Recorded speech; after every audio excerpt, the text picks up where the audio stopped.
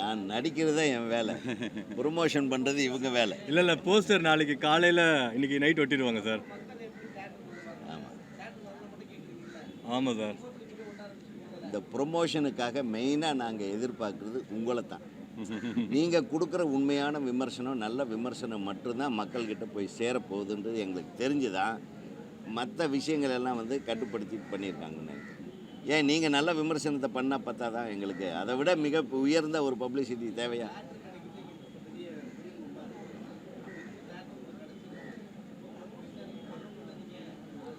Promotion இல்லைன்னு எப்படி சொல்கிறீங்க? ப்ரொமோஷன் பண்ணிட்டு தானே இருக்கீங்க. ஆமாம்மா சார், ப்ரொமோஷன் நீங்கள் சொன்ன மேபி அந்த போஸ்டர் வந்து லாஸ்ட் வீக் ஒட்டினோம். பட் நம்ம ஊரில் போஸ்டர் ஒரு நாள் தான் வேலிடிட்டி. ஸோ நெக்ஸ்ட் டே அது மறைஞ்சிருச்சு. இன்றைக்கி நைட் ஒட்டிடுவாங்க சார். நாளைக்கு காலையில் படம் தேட்டருக்கு வர்றதுக்கு முன்னாடி நீங்கள் போஸ்டர் பார்த்துடலாம் தமிழ்நாடு ஃபுல்லாக.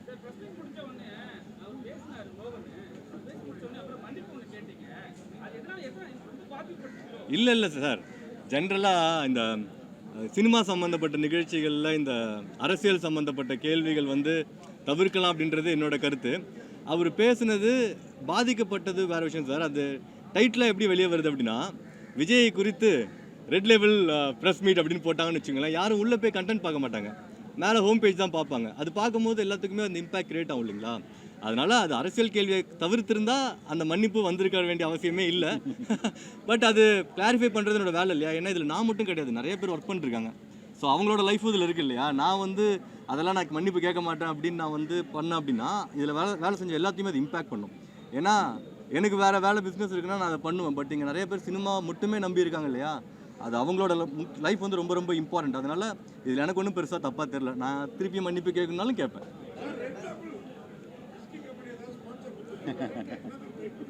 இல்லை சார், நீங்கள் அப்படி ஸ்பான்சர் கொடுத்துருந்தா உனக்கு ஒரு பாட்டில் வந்திருக்கு மகனே. இல்லை சார், 7ஆம் தேதியிலேருந்து அவங்க கேட்பாங்க பாட்டில் கம்பெனியில் நீங்கள் ரெட் லேபிள் டைட்டில் எடுத்து யூஸ் பண்ணிக்கலான்னு. அப்படி நீங்கள் ரிவ்யூ எழுதுங்க.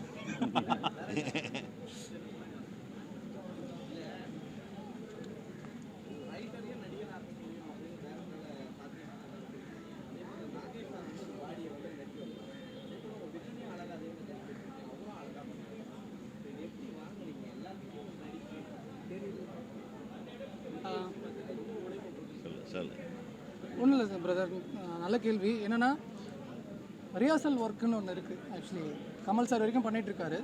நான் எல்லாருக்குமே அந்த ப்ரீ ரிஹர்சல் கொடுத்தேன். முன்னாடி பேப்பரை கொடுத்து ஒரு 6 மணிக்கு வந்துட்டாங்கன்னா 6 மணிக்கு எல்லாருக்குமே பேப்பர் போகும், முன்னாடியே போயிடும் பேப்பர் போகும். அவங்க வந்து அதுக்காக ஒர்க் ஷாப் பண்ணுவாங்க. எல்லாருடைய டெடிகேஷன் தான். அவர் ரைட்டுனா அந்த இடத்துல ரைட்டுன்ற ஒரு கோணத்தை மறந்துட்டார். நடிகராக உள்ளே வந்துட்டு எங்களுக்கு சப்போர்ட் பண்ணாங்க. ஸோ நடிகராக வந்திருக்கேன், நான் என்ன பண்ணணும்? நான் ரைட்ரு, எனக்கு தெரியும்டா இந்த கதை, நானே வந்துட்டு நடிக்கிறேன்லாம் சொல்லலை. வினோத் நான் என்ன பண்ணணும்? ஸோ பிளாங்காக வந்துட்டாங்க. நான் நடிகனாக வந்திருக்கேன், என்ன நீ மோல்ட் பண்ணு அப்படின்னு சொல்லி கொடுத்துட்டாங்க. அவர் மட்டும் இல்லை, சீனியர் ஓகேவா, அவரும் நிறைய இன்டர்வியூவில் சொல்லியிருக்காரு. என்ன சொல்கிறது, அழகாக வழி நடத்துனாங்க, பசங்க நல்லா எங்களுக்கு வந்து புஷ் பண்ணாங்கன்னு அவரே சொல்லியிருக்காரு. ஸோ அந்த மாதிரி எல்லாரோட சப்போர்ட் தான், இந்த சப்போர்ட் தான் இந்த பர்ஃபார்மன்ஸு. இன்னொன்று எல்லாருமே ஃப்ரெண்ட்ஸ், அழகாக வந்து வேலை செஞ்சோம். என்ன சொல்கிறது, சப்போர்ட் பண்ணாங்க, ஃப்ரெண்ட்ஸ் எல்லாருமே சப்போர்ட் பண்ணாங்க.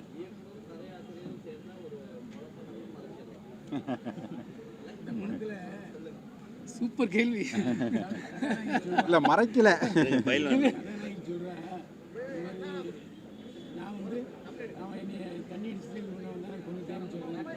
அவங்க அப்பா எம்எல்ஏ, அதனால எப்படியும் மீட்டுருவாரு அப்படிங்கிற தைரியம் தானே. எம்எல்ஏங்கிறது அவங்களுக்கு இன்னொரு பயம், உள்ளே வச்சு ஹீரோ ஏதாவது பண்ணிடுவாங்கன்னு ஒரு பயம் இருக்குது. என்னென்னா கிளைமேக்ஸ் பற்றி கொஞ்சம் ரிவீல் பண்ணாமல் இருந்தால் நல்லாயிருக்கும். அதனால் அதுக்காக சொல்கிறேன் நான். படம் கழித்து வெளியே வந்தால் கல்யாணம் பண்ண முடிச்சுக்கலாமே. இல்லை அது சார், அது அண்டர்ஸ்டாண்ட் புரிஞ்சிருங்கிற ஒரு இதில் தான் விட்டோம். இல்லை கேள்வி கரெக்டு தான், அதை காமிச்சிருக்கணும். பட் என்ன காரணம், அந்த டைலாக் சொல்ல வேண்டியதை மறந்துடுச்சு. எம்எல்ஏ மகா முன்னால வெளியே வந்துடுவேன், மாட்டிப்பேன், அதனால நான் ஏற்றுக்கிறேன். அதில் அந்த டைலாக் இருக்குது சார், அதில் அந்த டைலாக் இருக்குது. நான் என் அப்பாவையும் நம்ப வைப்பேன், போலீஸையும் நம்ப வைப்பேன். தெளிவாக நாளைக்கு ரிலீஸ் ஆன சார். இல்லை படம் பார்க்குறவங்களுக்கு தெரியும் ட்விஸ்ட். ப்ராப்ளம் இல்லை சார். குண்டு மண்டலத்துக்குள்ள வாங்க, நீங்கள் குண்டு மண்டலத்தை சேர்ந்து நீங்களே குண்டு மண்டலத்தை ஒரு தப்பான அரசியல்வாதியாக நடிக்கீங்க. காரணம் என்ன? யார் உங்களை நல்லவராக இருந்தால் கெட்டவராக மாற்றணும்? யார்? இன்னொரு தடவை கேளு. எம்எல்ஏ நடிக்கீங்க. நல்லவரா இருந்தவங்க கெட்டவரா அப்படி மாற்றி நடிக்கிறதுக்கு யாரு என்ன காரணம்? டைரக்டர் தான், கதை தான். கதையும் டைரக்டர் என்ன சொல்கிறாரோ அது செய்ய வேண்டியது. ஒரு நடிப்புக்குன்னு வந்துட்டால் யாராக இருந்தாலும், இப்போ அண்ணனே பைல்வான் அண்ணனே எத்தனை படங்களில் எத்தனை விதமாக நடிச்சிருக்காரு. இல்லை இல்லை, அது வந்து அவர் உண்மையான கேரக்டர் ஆகிடுமா? ஒரு நடிகராக வர்றாரு, ஒரு டைரக்டர் என்ன சொல்கிறாரோ அதை நாங்கள் செஞ்சுட்டு போகிறோம். அதுக்குள்ளே நம்ம என்ன பண்ண முடியுமோ அதை பெட்டர் பண்ண முடியுமோ அதை பெட்டர் பண்ணுறோம், அவ்வளோதான். பாட்டில் சேர நாடுன்னு அது என்ன காரணம்? அது பாட்டு எழுதுனவங்களுக்கு தான் கேட்கணும். டேரக்டருக்கும் தெரியணும், ஹீரோக்கும் தெரியணும்.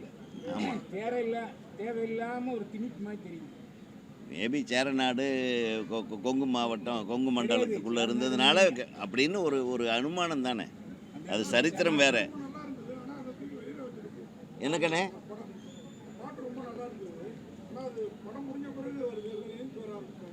இல்லை சார், அது அதுதான் நம்ம படம் ஆரம்பிக்கிறதுக்கு முன்னாடி ரெக்கார்ட் பண்ண பாட்டு. ஸ்கிரிப்ட் வந்து நாங்கள் இருக்கும்போது அந்த பாட்டு இருந்தது. பட் எடிட் பண்ணி பார்க்கும்போது அந்த பாட்டை வந்து கரெக்டாக ப்ளேஸ் பண்ணுறதுக்கான இடம் இல்லை. திணிச்ச மாதிரி இருக்கும். பாட்டு நல்லா இருக்குது அப்படின்றதுக்காக திணிக்க முடியாது இல்லையா? அதனால் பட் ஸ்டில் அந்த பாட்டை எல்லாம் என்ஜாய் பண்ணுன்றதுக்காக நாங்கள் தூக்கி எண்டில் வச்சிட்டோம் சார். டிஓபி பிஸியாக வேறு ஷூட்லேருந்து வரல சார் அவர். தேங்க்யூ, நான் சொல்லிடுறேன் அவர்கிட்ட. எல்லாரும் நல்லா பண்ணுங்க. யங்ஸ்டர்ஸுகளுக்கு அது ஒரு நல்ல லைஃப். அண்ணா இங்கே ஒரு வெற்றி டைரக்டர் அவர் டைரக்ட் பண்ணியிருக்காரு, அவருடைய தலையீடு ஏதாவது இருந்தா? நிச்சயமாக கிடையாது சார்.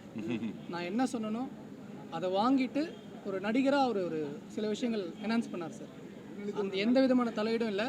இது மைக்குக்காக கேமரா முன்னாடி சொல்கிறேன்னு இல்லை, ஹானஸ்டாக இதான் உண்மை. எந்த தலையீடும் கிடையாது. யாராவது ஜோடியாக இருக்கணும், ஒரு குடும்பம் மாதிரி இருக்க ஜோடியாக இருக்கான்னு யாருக்கு சார்? அவருக்கு ஜோடியாக ஒரு முன்னணி ஹீரோயின் யாராவது தெரிஞ்சாலும் அவர் படத்தில் நடித்தாலே போட்டு நல்லா இருக்குங்க. குடும்பம் யாராவது இருக்காங்க, அடுத்த படத்தில் பண்ணிடலாம் சார். ரொம்ப நன்றிப்பா. இல்லை, அடுத்த படத்தில் பண்ணிடுறேன். அது ரொம்ப கிளவிங்கிறது.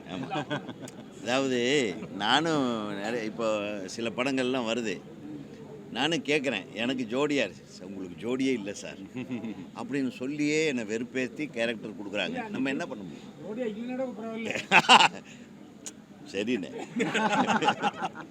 இப்படி ஒன்று போட்டு இல்லைண்ணே, அதெல்லாம் அவங்க சௌகரியத்துக்கு, இதெல்லாம் நம்ம தலையிட முடியாது. நம்ம தலையிட முடியாது. அவங்க இல்லை சார், இயக்குனரால் என்ன முடியும், ஒரு தயாரிப்பாளரால் என்ன முடியும், அதுக்குள்ளே அதானே சின்ன பட்ஜெட் படம்ன்றதுக்கு உண்டான. அதில் போய் நான் இவங்க இருந்தால் தான் நடிப்பேன்னு சொல்கிற அளவுக்கு நம்ம பெரிய ஆள் கிடையாது. பொதுவாகவே நீங்கள் கேட்ட கேள்விக்கு நான் சொல்கிறேன், நம்ம ஒரு இயக்குனராக இருந்து ஒரு இந்த மாதிரி நடிப்புக்கு வரும்போது, ஒரு கதாபாத்திரத்தை பண்ணும்போது, ஒரு இயக்குனருடைய மைண்ட் செட்டில் என்ன அந்த கேரக்டரை அவங்க திங்க் பண்ணுறாங்களோ அதை கொண்டு வர்றது தான் நம்ம வேலை. நம்ம அங்கே போய் இன்னொரு இயக்குனராக நம்ம மைண்டுக்குள்ளே ஒன்று ஏற்றிட்டு நம்ம பண்ணுறதே என்னுடைய இது கிடையாது. நம்ம எப்பவுமே நான் படம் பண்ணும்போது கூட நான் என்ன நினைக்கிறேனோ அதை தான் நடிகர் செய்யணும்னு ஆசைப்படுவேன். ஸோ அந்த மாதிரி தான் நான் வந்து இவங்க கோஆப்ரேட் பண்ணேன். டைரக்டர் அழகாக அதை நமக்கு எக்ஸ்பிளைன் பண்ணார். இந்த மாதிரினா இந்த மாதிரினா கரெக்டாக அவனுக்கு நடிச்சுட்டு கேட்பேன் நான், இப்போ கரெக்டாக இருந்ததா இல்லை வேறு நீ நினைக்கிற மாதிரி பண்ணு. ஆனால் அனுமோகன் அந்த வார்த்தை சொல்லி கூப்பிட்டீங்களே, உங்கள் கிரியேஷனா எழுத்தாளர் கிரியேஷன்? எந்த வார்த்தையை சொல்லி? அதில் அவர் பேர் குஞ்சித பாதம், அப்புறம் அது குஞ்சப்பேன், அதனால் குஞ்சுன்னு செல்லமாக கூப்பிட்றது தான், வேற ஒன்றும் இல்லை.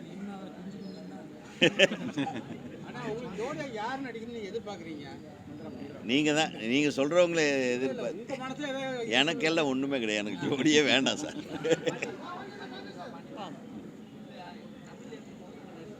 ஆமாண்ணா,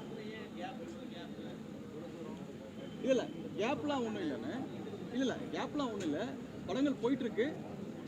கிளாசிஃபைட் ஆட்ஸ், டிஸ்ப்ளே ஆட்ஸ், சிறிய விளம்பரம் முதல் பெரிய விளம்பரம் வரை அனைத்து கடைகளிலும் வீடுகளிலும் இலவசமாக டிஸ்ட்ரிபியூஷன் செய்து தரப்படும். சென்னை எக்ஸ்பிரஸ் நியூஸ் பேப்பரில் always your neighbourhood news paper.